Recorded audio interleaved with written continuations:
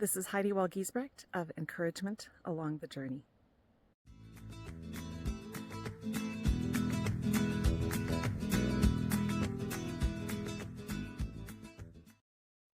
So, welcome to Are We There Yet? Reflections from different places along the creative path. And we are delighted to have you here. We'll do a quick introduction and then we will hop on into our topic for today. So, Margaret, I will let you go first and then I will introduce myself after you. Sure. Thank you very much. It's an honor to be here with you today, Haide. I'm Margaret Williams. I am the author of the Empowered Leader publication, where I help marginalized women to increase their visibility, their impact, and help them to transform their lives. Okay? I love it. Yeah, wonderful. Thank you. Well, I am Haide Giesbrecht. I write Encouragement Along the Journey and Reflections on the Sacred and the Ordinary. Some of the values that drive what I do are authenticity. I want an experience here to be the same as if you came and stayed at my house, as if we met at Costco, as if you were in my client in my office. I am all about just being me wherever I show up. And I love encouraging people. I've discovered that that's one of the things that I do well when I am in a space where I have capacity and I can take time to pay attention to what's going on around me. And so, yeah, I'm delighted to be here. And I'm excited about our topic. I've got pages of notes, Margaret, from what I've been doing over the last little while. And I'm excited to talk about where we are at. So what we've been doing is we've been working through The Artist's Way, each of us at our own pace and with no pressure, just invitation. Chantel was going to be here with us today and had one of those oopsie things where she realized, oh my goodness, I'm actually on vacation and I'm not available about 5 minutes before the stream. So she will join us next time. And for now, it'll just be me and Margaret, and I'm looking forward to it. So I'm curious, Margaret, do you have any thoughts on I think it's been 12 weeks since we did a live. About 6 weeks ago, you and Chantel and I had just a lovely private conversation just about where we were at, which was a great connecting point. And I'll actually talk a little bit about that because you guys challenged me on some stuff. But I'm curious if you have any reflections from the last 12 weeks. What has it been like for you with The Artist's Way? I'm going to be completely transparent with you. Good. Okay? Yes. I have been struggling getting through it. Okay? First of all, I'm a slow reader. Okay. And then I have a short attention span. Okay?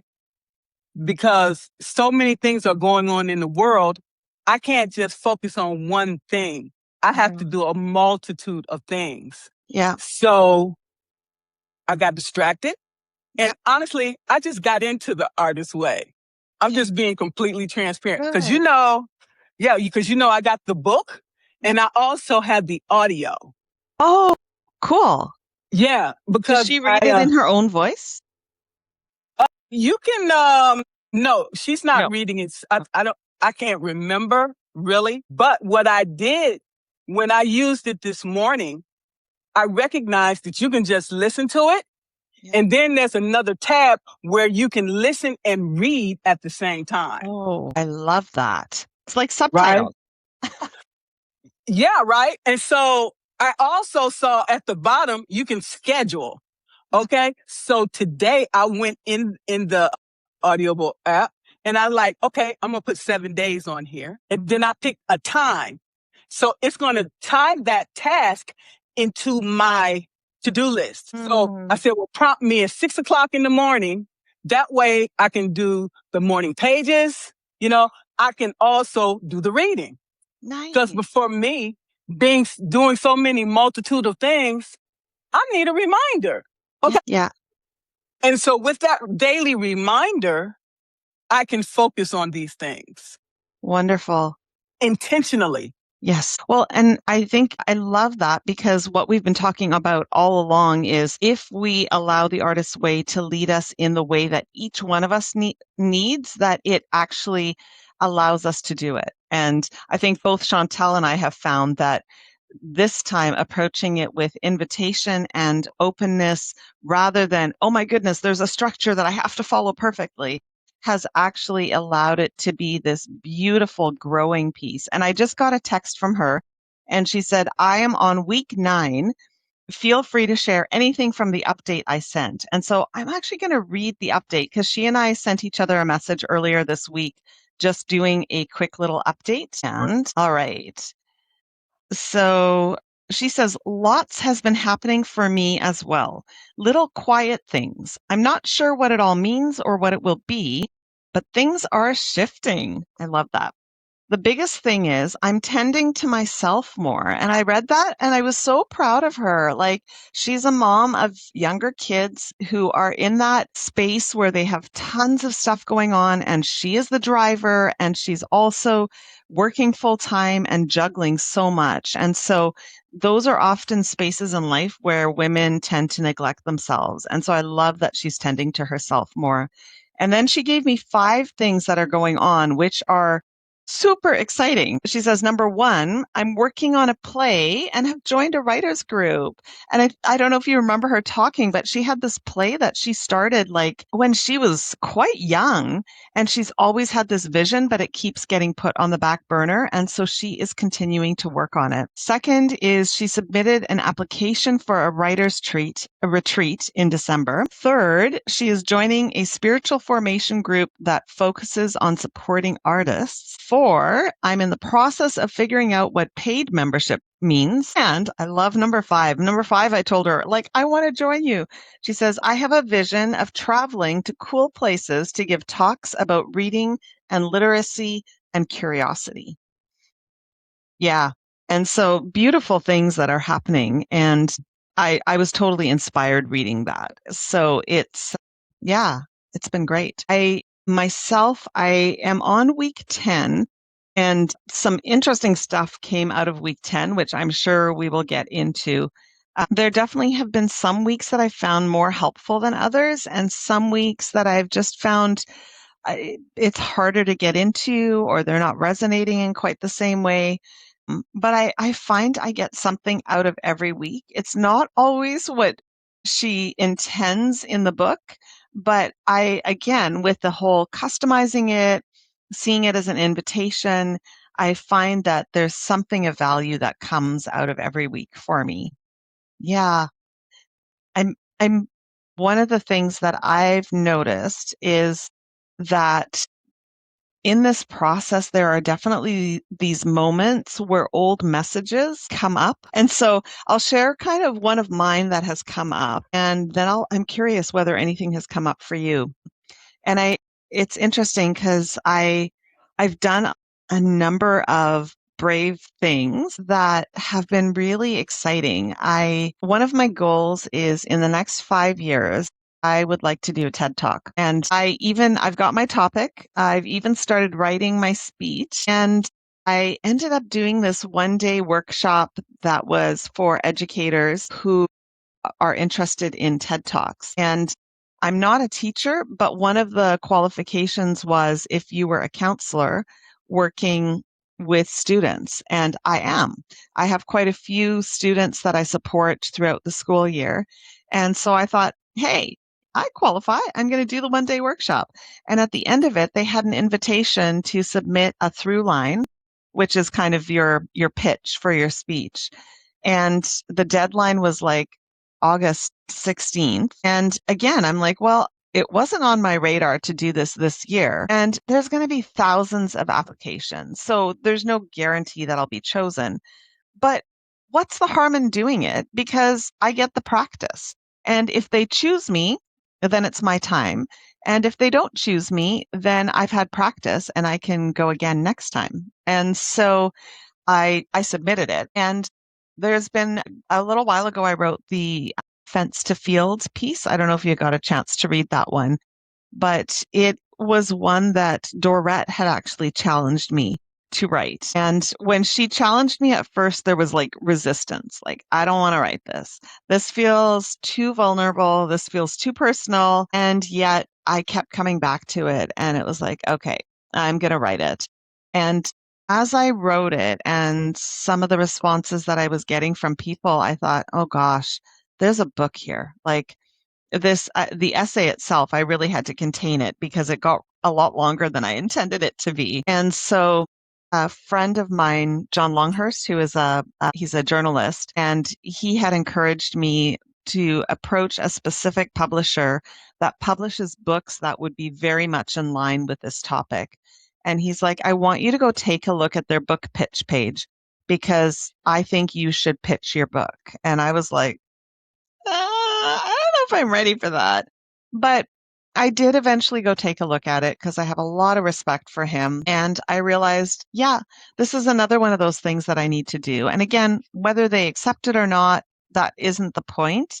It's again about just stepping out and doing it. And so I am almost there. I need to finish another half a chapter before I've got everything together that I need to submit. And in the process of that, he had also challenged me to reach out to a mutual friend of ours who is a traditionally published author multiple times over. And I was like, yeah, I know I should reach out to her. And I know she's lovely. She would be absolutely delightful. And I don't want to do it. And so I finally did it. I sent her a message and she responded immediately. I would love to meet you. I would love to talk about writing. And holy moly, that is when all those things came up. And the big one for me that came up is again, it goes back to the grade 4 voice thing. I'm not as smart as I think I am. And that one comes back to haunt me regularly when I'm doing stuff. And so it's been really good awareness because I can recognize it and I'm moving forward in spite of it. And my next session with my therapist is going to be some EMDR around this because it's like, why does this keep coming up? So yeah, that's been kind of something I've noticed just in my internal battle, the internal stuff going on, like and I think we all have those places where we get hung up. And so I'm curious if you have noticed anything like that for yourself, Margaret. Yes, because I have always been an overthinker, okay? And ruminating within myself and this inner conflict. Should I do this? Should I do that? Should I do this or should I do that? Yeah. And so I find that going through the artist's way, okay, it's especially the morning pages, that's going to enable me to do this writing to figure all of these things out because we need to get these things out of our head. Yeah. Okay, on some paper so we can reflect upon it and say, oh, okay, then you start seeing the interconnections. Like, for example, Chantel, you see the interconnections and everything she's doing is about surrounded around writing. Yes. And helping others. Yes. So when we do these morning pages, we can do a dump. You know, we all need to do this internal dump every day because of all the stuff that's in our head. Get it out, and then we can become who we truly are. Yeah. Okay? Yeah. And morning pages will allow us to do that once we finish the artist's way. You know, it starts with having a contract with yourself and say, this is what I am going to do. And this is the commitment to myself, to my personal growth. And in working on yourself and as leaders, we can help others to develop these skills within themselves. Yeah. Because we've done the work. Yeah. Well, and I'm such a firm believer in leading by example. Like if I expect something from others, I need to be willing to do it. I can't be like, well, you should do this, but I'm going to do it differently. So yeah, I love that. Yeah. So I'm sorry. No, go ahead, please. Because now that you said that, my father used to say that to me. Don't do as I do, do as I say. It don't work like that. I didn't argue with him. But if you are a genuine leader that cares about people, you're going to lead by example. Because you can say what you want, but if you're not doing what you said, then nobody's going to really listen to you. It's just blah, blah, blah, blah, blah. And that's it. Yeah. So we have to be willing to step outside of our comfort zone and do the work. Yeah. I was so resistant in doing the artist way because I'm like, I don't feel like I need to write every day. Well, but we're writing every day anyway. We're on And this then, platform, right? and then you've got this lovely friend Heidi who keeps popping into your messages saying, "Hey, Margaret, how's it going?" Right? And I appreciate you holding me accountable, because otherwise I don't think I would have ever opened that book. She's like, we got a meeting this week. I'm like, I'm gonna figure it out. Okay. I'll get what some hell or high water. I'm gonna figure it out, because I'm not gonna show up and not be able to deliver something. Okay. Right. Because Well, I was committed to you and Chantal. Okay. And I have a commitment to my subscribers. yeah. Okay. Free, and even the people that follow me. So if I can't walk the walk, why am I here? Okay. Yeah. We have to have courage. Okay. Yeah. To do it anyway. Like Julia, she Cameron. said, Yeah. Cameron, do it anyway. You might not feel like writing. Do it anyway. Yeah. Okay. Yeah. And then in the end, you'll be happy that you did. Yeah. Well, I have found that has been, I think it's probably, and I know Chantal has said the same thing. I think this is probably why this time has felt more successful, because this is my third time attempting the artist's way. And like the first time I got through the intro, second time I got to page, I think 78. And then this time I'm in chapter 10, like I'm nearing the end. And a big part of it has been having accountability, knowing that there are other people who are doing it, that we're going to be meeting to talk about it. And also, like, Chantal will sometimes send me messages just like, hey, how's it going? Here's what I'm doing. And those have been really helpful as well. Kind of like I've done the check-in ones with you, like just they prompt, right? And they remind you like, hey, someone else is doing this too. And there's something about, and maybe it's that piece of like, it's okay to like disappoint myself, but I don't want to disappoint someone else. I think often as humans, there's some accountability that comes with that. But it genuinely has made this so rich for me. Like I've stuck with it. And I actually, as I'm like on chapter 10 and I'm reflecting on what's been working, I'm starting to think like, okay, what comes after chapter 12? Because I don't feel like I'm done when chapter 12 arrives. I also don't feel like I want to go back and redo the book, but I do want to keep doing something intentional. And so I put out a question recently to my readers saying, hey, what books would you recommend? Like, here's a couple of options people have suggested. What are some ideas? And so, yeah, there have been a few people that have reached out and given me some additional ideas. So that's kind of my goal for the next month, is to figure out what now? What do I do after this? Because I do feel like there's something about this rhythm that, even though I resisted it at the beginning, is actually working for me. And so it's cool. Yeah. I just want to say, when I came to my chat that one day and saw you and Chantel there, I was shocked. And I'm like, oh, and you said, well, how's it going? I was like, it's not going good at all. I haven't done nothing. Yeah. And so the fact that you guys were there to support me, Yeah. and you said, don't worry about it. Just do what you can. Yep. Okay. And that really encouraged me to know that I had you guys support and assistance. That just meant the world to me. Yeah. And it uplifted me. Yay. Well, and I think that that has been it for all of us all along, is take off the pressure. Because I think all three of us tend to be a little perfectionist. Like we commit ourselves, we do it. We're like, and I think there are some good qualities about that, and there are some challenges. And I think for all of us, taking the pressure off has actually allowed us to start like leaning in and flourishing in the midst of it, which has been really good. Yeah.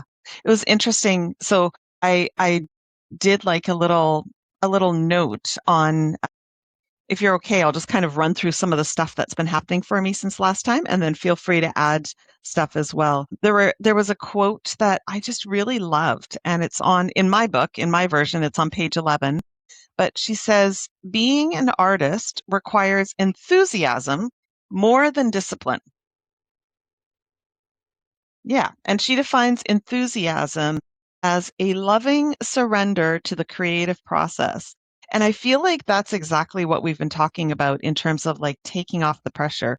It's not about like whipping ourselves into shape and making sure that we're doing this and this and this and this, but it's about actually just opening up ourselves to the creative process and allowing to come out and to flourish what is there. And so I've been doing morning pages, not necessarily in the morning. I always laugh when I'm doing morning pages at like 12:30 a.m. for the previous day. I'm technically doing my morning pages just like, 24 hours later. But I'm still determined. I'm still doing them, and then I will do them again tonight. And I've been finding that like sometimes it's just a blah of thoughts. Sometimes it's lists where I'm just like, here are all the things that I need to think about or that I want to remember or that I want to do. Sometimes it's actual writing, and sometimes it's projects that have been on my mind where I'm like, I've just got to write these things down. And so I got this new journal, which I had shown you previously, and I'll show it here again.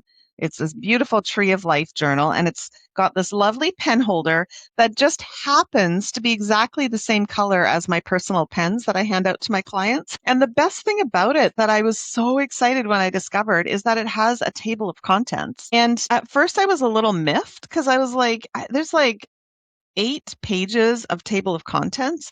And I'm like, what a waste of 8 pages of my journal. Because, like, what? Am I going to number every single page? And as I start writing, I notice they've numbered every single page for me.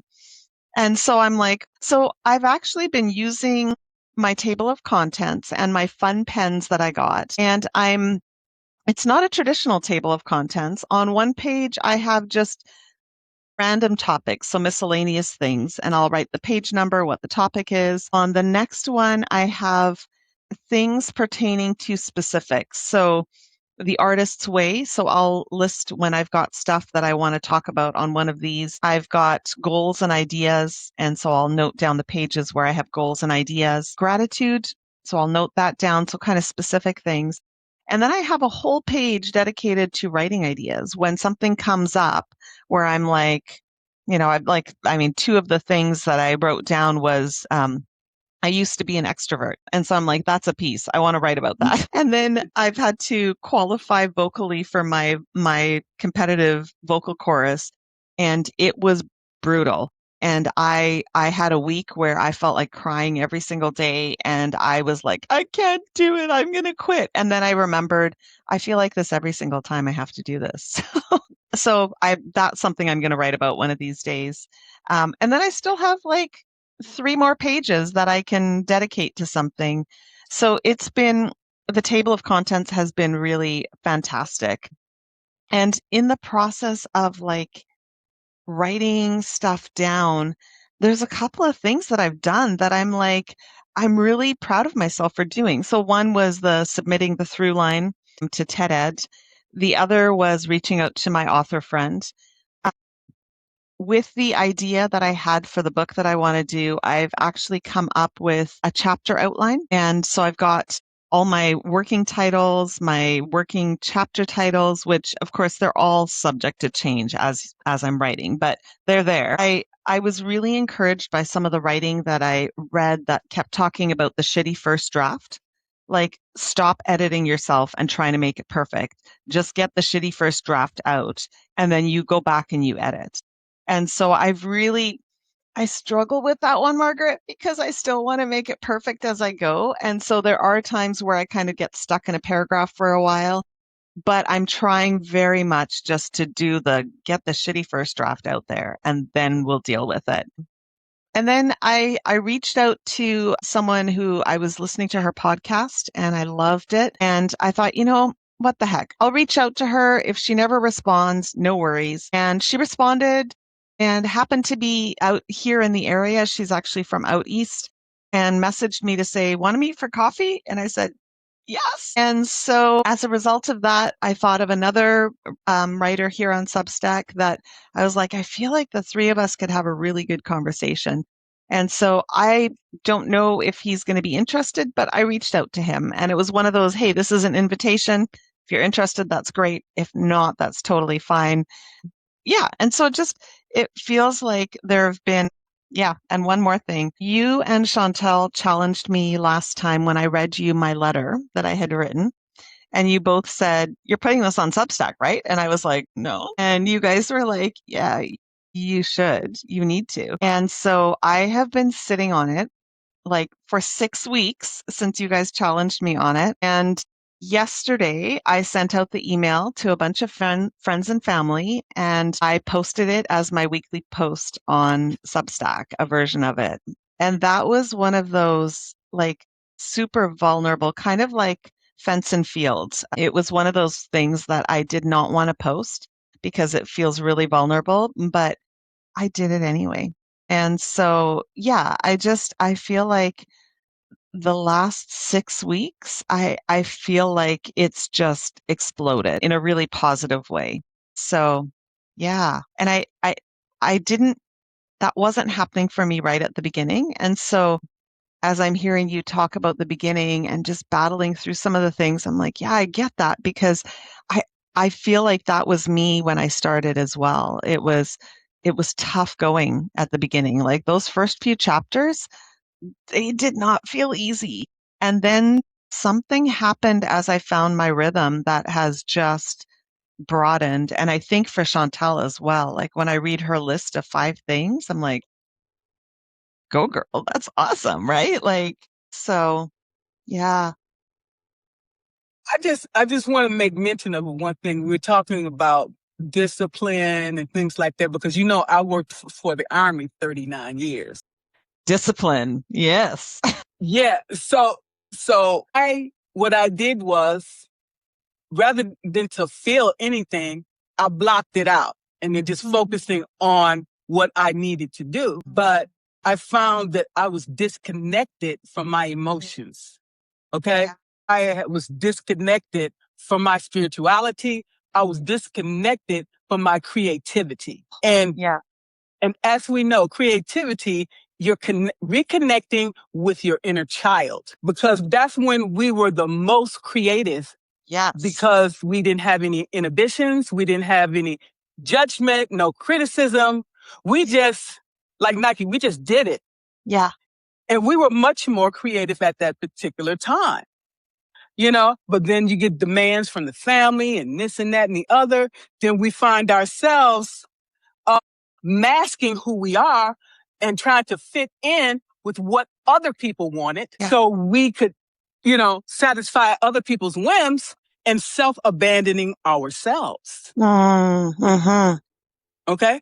So when we let go of all of that, we are able to be who we truly are. Yeah. Right. Yeah. And so this for me, when I got into the next chapter, we're talking about recovering a sense of safety. And I have never felt safe. Oh gosh. Yeah. I'm just being honest. So Yeah. that impeded my creativity and everything that I wanted to become. Yeah. And that stifled me and kept me stuck Yeah. into this loop, this endless loop of despair. Yeah. Okay. Yeah. And so when I read that, recovering a sense of safety, then I like, once I recover that, then these artist dates, okay, will become much more like breathing because that gives me a lot of anxiety to go out somewhere, not knowing where I'm going, who I'm going to run into, what may happen along the way or on the way back. Yeah. I was resistant to it. Yeah. Yeah. Yeah. Oh gosh, so many thoughts for me as I'm listening to you. Like, it's interesting when you say recovering a sense of safety. And then just before that, you said, I have never felt safe. And so my curiosity goes to, so how do you recover a sense of safety if you've not felt safe? It's almost like building a sense of safety. And I'm curious, have you discovered what that journey looks like for you? Well, when I left my father's house, okay, at that point, I started feeling safe to a certain extent. But then I went to work for the government because that was safe, okay? Working for the government, you working with a team, you supporting and helping each other. Yeah. Okay. That made me feel safe. But once I left, my safety net was gone. Okay. Right. It was just the temporary safety. It really wasn't safe. It wasn't safe there. That's why I retired when I did. Okay. But then I felt very unsafe, So that's why I stay to myself.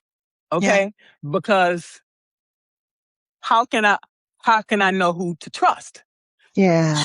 Trust begins self-trust, love, and respect. It starts at home. Yeah. If you don't trust yourself and respect yourself and all these things, you can't get that from nobody else. Yeah.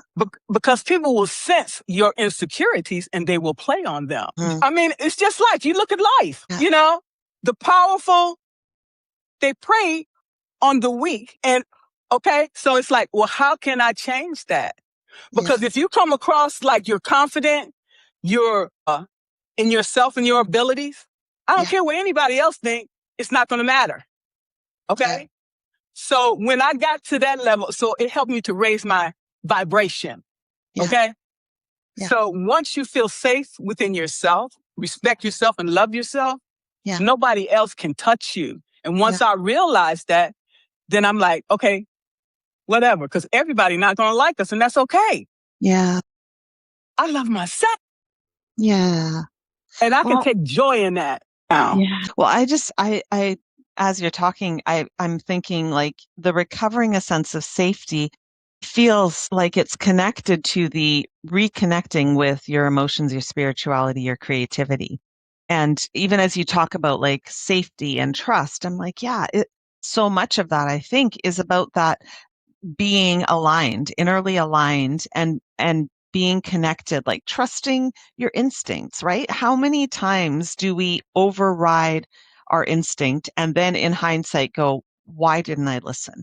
I knew and I didn't listen to myself. Or I knew, but I heard someone else who said it more forcefully and I went, oh, they must be right. And like gave away that agency. And so I wonder if safety is connected to the reconnection with emotions, spirituality, creativity.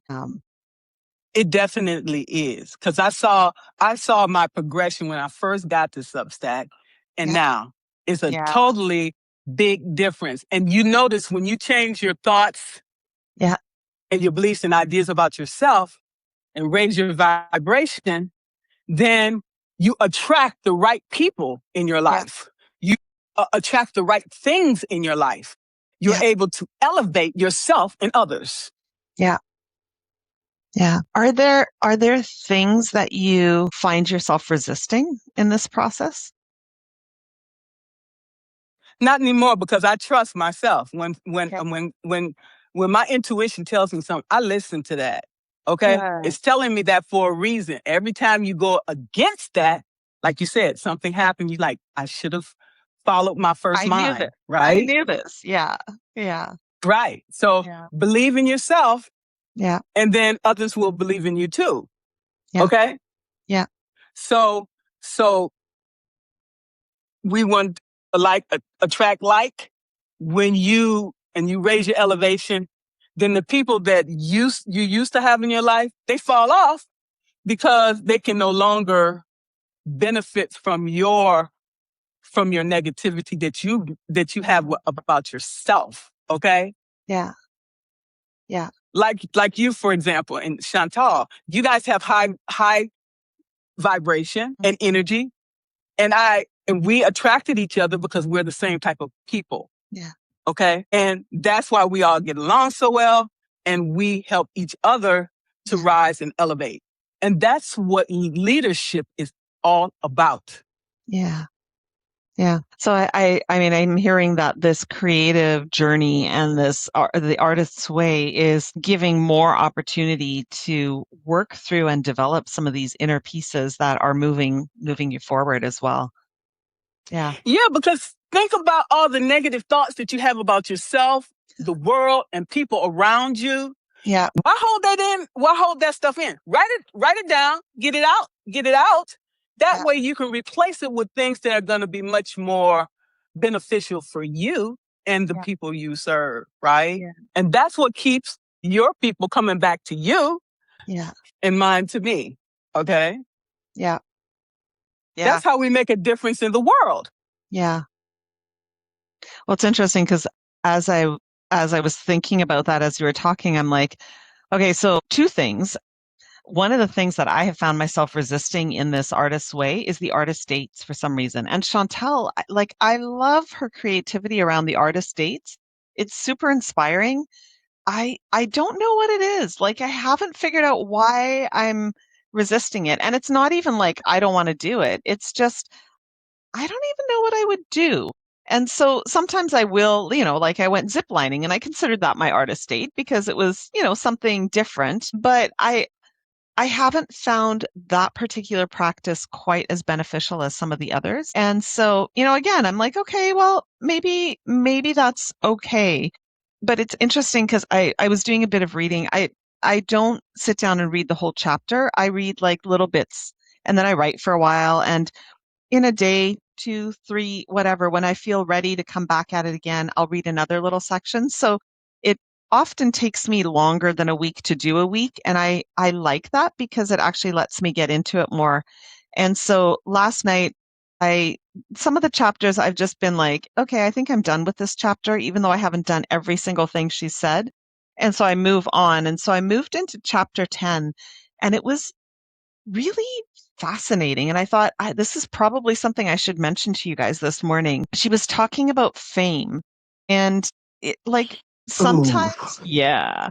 Yeah. And I find sometimes when she makes these statements about this is the way it is, this is just me as a person. I go, well, that's not the way it is for me. And so there have been a number of things where she's like, this is how it is for people. And I'm like, yeah, that doesn't quite sound like me. And so the fame one was really interesting because I read the chapter and I don't even remember what she said about it, but she was talking about how people like seek out fame. And immediately there was this thing that came up in me and I went, I don't want to be famous. I don't want fame. Like that's not something I've ever wanted.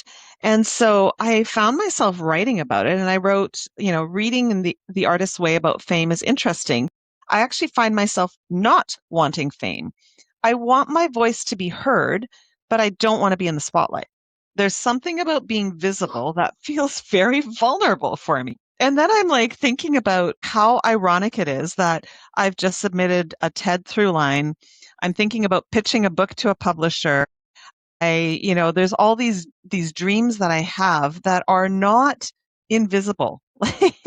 They, if I pursue them, they actually are going to make me more visible because I want to write. I like discussing ideas with people. I love these live conversations where, I mean, by definition, people are watching. And I have questions that, like all of these things that I want to have travel further than they currently are. And so I have these opportunities that I want that actually give my work a larger platform, but there's this internal tension of, but I don't want fame. And so it was interesting. I came up with the words, I think I want impact rather than attention. Because to me, fame feels like attention, and I don't want attention, but I want my words and my ideas to have a positive impact in the world. And so it's a really weird tension, right? This impact versus attention. And so I've got a couple of journaling questions that I haven't written about yet, but I'll read out the questions that I wrote down last night. So how visible am I willing to become in service of the work that I feel compelled and called to do? Um, what degree of visibility am I willing to accept in order to be faithful to this work? And thinking like visibility isn't the aspiration, but it actually feels like the cost of the call. And so I don't have any answers on this front, but these are like some thoughts that got raised for me yesterday around this. Like, okay, I think it's just acknowledging the tension that exists. Like, I don't think there is an easy answer. I think it is a process and will be a process of figuring it out as I go.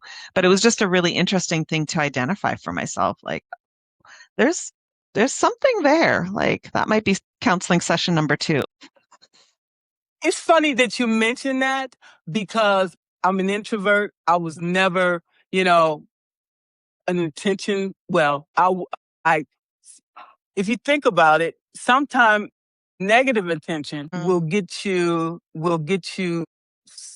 not necessarily the results, but people to look at you, especially when you are held down and told to shut up and don't do this and don't do that. So you just get used to being like that. Well, they don't want to hear what I have to say. They don't, whatever. It's not about them. In order to elevate, we have to open ourselves up and be vulnerable. And I was a big avoidant. Okay. And my fear, people have fear of success and fear of failure.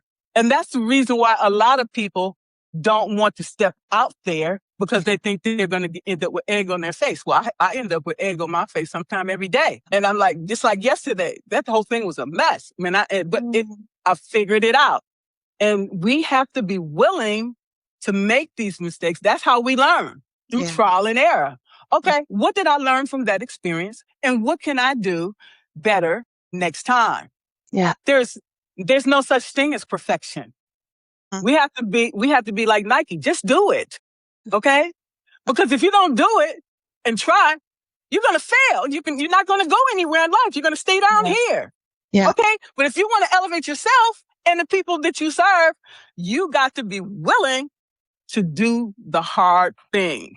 Yeah. Of the difficult things, because it gets easier as you go. Yeah. Okay? Yeah. Keep going anyway. Yeah. Okay? Yeah. Today. Yeah. Well, here's the thing. I had this thought halfway through this. If I'm not showing that we're live, are we actually going to have a recording when we're done? I have no idea. I sure hope so, because this has been a really great conversation. But yeah, you take a risk when you put yourself out there. And I think, like, for me, it is definitely not a battle that I've won, as evidenced by some of my questions around fame and the tension with being known, being visible. But I find what helps me personally is consistently redirecting. What is the word I'm looking for? I guess redirecting my focus so that my focus is about alignment. It's about, what is important to me? What are the values? And I have, a handful of things that I go to, like authenticity is one, kindness, generosity, encouragement. Like these are things that for me are internal values that really direct my path. And so when it feels really scary stepping into something, I try to step into it anyways. But instead of going where my mind would like to go, which is, oh, what are people thinking? What's going on? What would people think was like a big childhood message that I got. And so I've very consciously had to fight back against that. And instead of like, what would people think, to just really bring it back to, what do I think? Is this congruent with who I am? Am I living out of who I am?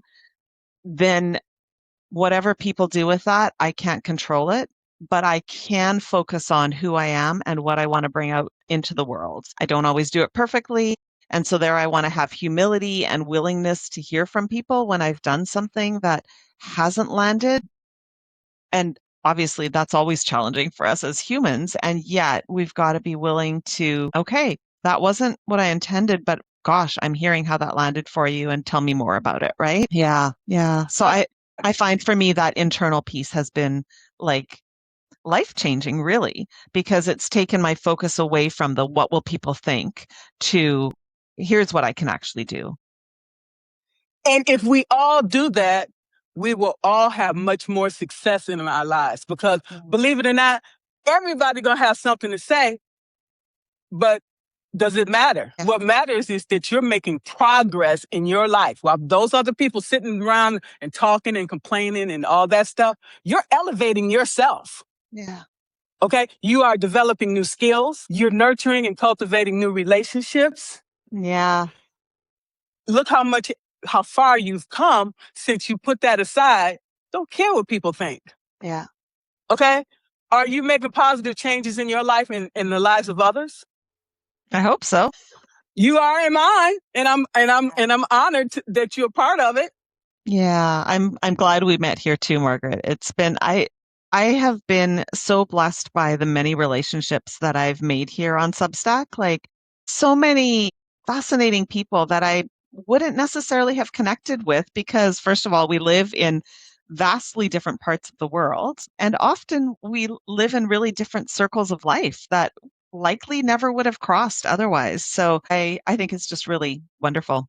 But It is. And same, that stuff scares me because sometimes I'm scared to even come back to Substack because I'm like, oh my God, I got so much pressure on me and people with these expectations of people, especially like your subscribers and things like that, my paid subscribers. And I'm like, I don't know what the hell I'm doing. I worked for the government for 39 years, okay? yeah, In a yeah, structured environment, in a box. And I was comfortable in that box because it kept me safe.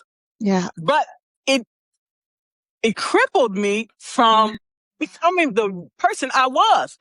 That was just a person I was at that time. That's not who I truly was. Yeah. Okay. It was very scary to retire. That's why I stayed for 39 years. Okay. And I was unhappy. Yeah. Okay. Yeah. But when I got completely fed up, I'm like, there's got to be something better in life than this. And we need to find that. We owe that to ourselves. Yeah. Well, it's so interesting because I mean, the first thought for me was boxes.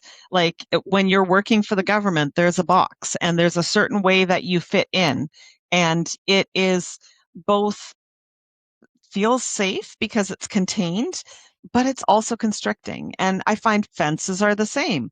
Like fences feel really safe. And it's part of what I've been writing about recently, which, yeah, the fences actually felt really safe until I started to realize that, oh, they actually hem me in as well. And then there's this tension of which part am I going to value more? Am I going to value but it feels really safe?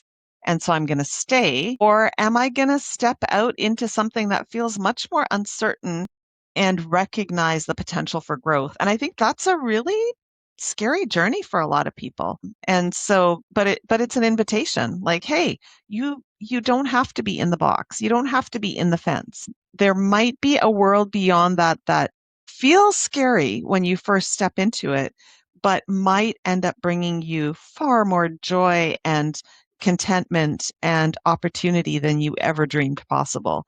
And that's what I heard in your story was exactly that. Yes, we have to be willing to be courageous because people are listening to us and they're watching. Yeah. And if we do something different than what we're telling the people that follow us, Yeah. what does that say about us? Our credibility. Yeah. What does that say? Okay. Yeah. So we have to lead by example, like you said. Yeah. No matter how scary it is, your legs could be shaking, do it anyway. Exactly. Do you maybe I'm noticing our time and so we're getting kind of to that 1 hour mark. I'm thinking maybe let's finish off our time with something that we're excited about either trying or something that maybe has grown out of the artist's way as I want to consider this, something totally unrelated that is part of the journey. So whatever that brings up for you. And if you want me to go first, because I've kind of just randomly thrown this at you, that's fine. But if you've got something that comes to mind, go for it. Okay, I did want to tell you, Micah said the EMDR is so wonderful. I wanted Yes. to let you know that. Thank you. Yes. I've done basic EMDR training myself. And so I've had, as part of the training, you have to work with each other. And it was a really great experience. And I've done some with my therapist around another issue. So yes, thank you, Micah. I am very much looking forward to my next session because I'm like, I've got something I need to talk to her about. So, yeah. So for me, I had to let go of a lot of things, because of the trauma, my anger towards people. Uh, Okay. I am not perfect. Okay. I'm sure I did some things to None of maybe us are. piss some people off or whatever. Okay. So, but we have to be willing to let these things go because these things, they engulf us and they one of the reasons that prevents us from growing and also impacts our physical, mental, emotional well-being. So I learned the importance of forgiveness, not just for others, for myself. Yeah. And then by letting go of all of these things, then I can I can attract more positive things into my life. But you can't do that with all of this other things Yeah. inside, okay? Yeah. And that's the biggest lesson for me. That's awesome. Well, I think so often as humans, we define ourselves by our mistakes rather than defining ourselves by who we are. And I think when you talk about that, forgiving myself, what I hear is I'm now no longer defining myself by the mistakes that I've made. I'm accepting myself, loving myself, seeing myself for who I am. And then those things that happened are just part of my story, part of what brought me to this place, right? Which is, again, like talking about holding things open handedly. That feels like a really beautiful, open handed way of holding it. That's awesome. Yeah. Yeah.